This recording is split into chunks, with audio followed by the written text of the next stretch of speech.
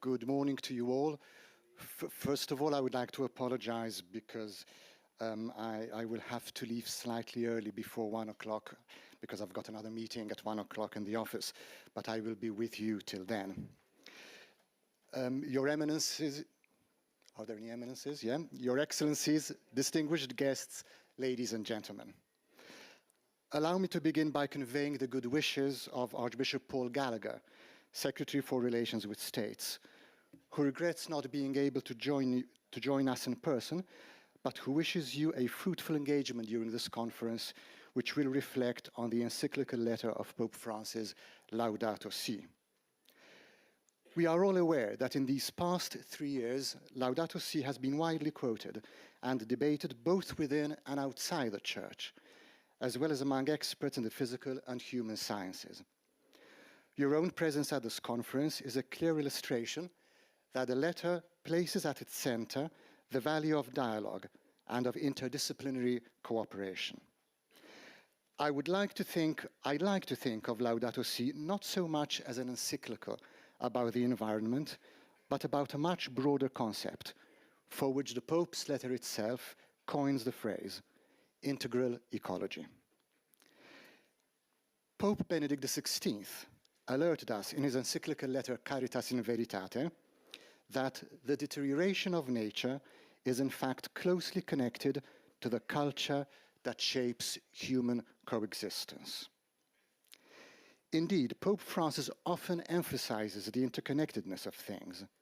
As he writes in Laudato Si, once the human being declares independence from reality and behaves with absolute dominion, the very foundations of our life begin to crumble. As an antidote to this deterioration, we must dedicate our efforts to restoring the various levels of ecological equilibrium, establishing harmony within ourselves, with others, with nature and other living creatures, and with God. The encyclical, particularly in its first chapter, offers us a number of disturbing examples of what is happening to our planet, reflections that are still timely, and that place before us the urgent challenge of safeguarding our common home. We can do this only through an effective collaboration involving the whole human family in search of a truly human, integral, and sustainable development, since, as Pope Francis writes, we know that things can change. 3 years after the publication of Laudato Si, we can affirm that many positive things have happened at both the local and the international levels. At the same time, we know that the practical application of many of the hopes expressed by Laudato Si is still rather far off.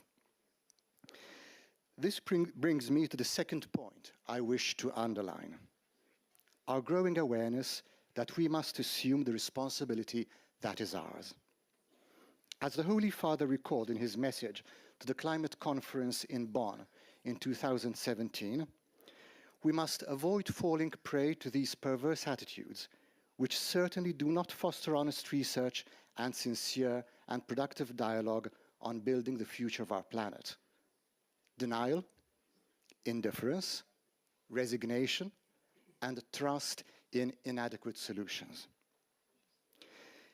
Instead, the Pope stresses the importance of a dialogue about how we are shaping the future of our planet.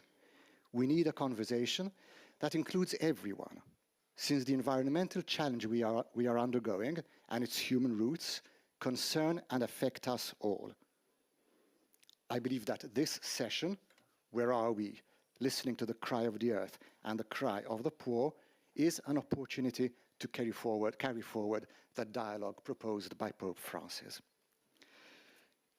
At the heart of such a dialogue must be the humble recognition, as evoked by Laudato Si, that the current environmental situation is the consequence or the manifestation of an ethical, cultural, and spiritual crisis that the human race is currently undergoing. The ecological crisis, then, is a summons to profound interior conversion. Recognizing the need for such conversion certainly entails a great cultural, educational, and spiritual challenge that cannot be avoided.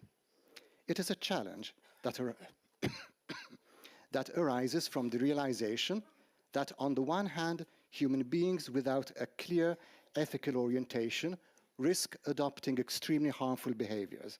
Yet, on the other hand, they have the potential to turn back and choose the good, opening themselves up to beauty and to the capacity to react responsibly. Pope Francis makes the strong plea in Laudato Si: I appeal to everyone throughout the world not to forget this dignity which is ours. No one has the right to take it away from us. In this context, it is necessary to adopt a global perspective that beckons us to think in terms of a common project. Since the natural environment is a collective good, the patrimony of all humanity and the responsibility of everyone. Such a realization assumes even greater significance in light of the concept of integral ecology, and in such a way has already had its effect upon various important international decisions. I think, for example, of the process connected with the 2030 Development Agenda, or of the process that led in December 2015 to the binding Paris Climate Accord.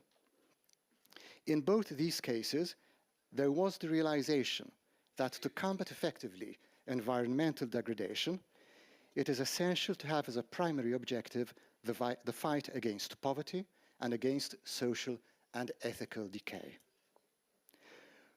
One can perceive in these international processes a certain awareness of that alliance between humanity and the environment, rooted in a growing sense of responsibility for our common home, to which Laudato Si makes frequent reference. This is where the Holy See has worked and continues to direct its efforts in the multilateral processes, including those connected to the Paris Agreement, which will undergo another significant phase for its effective implementation in the COP24 that will take place in Katowice next December. It is precisely this awareness of our responsibility that must motivate each one of us to distance ourselves from the throwaway culture and to promote instead a culture of care which permeates all of society. I pray that today's conference may make a further contribution to respond to this great challenge of humanity in our time, to protect and safeguard the most vulnerable among us, and to ensure a future for the generations yet unborn. Thank you.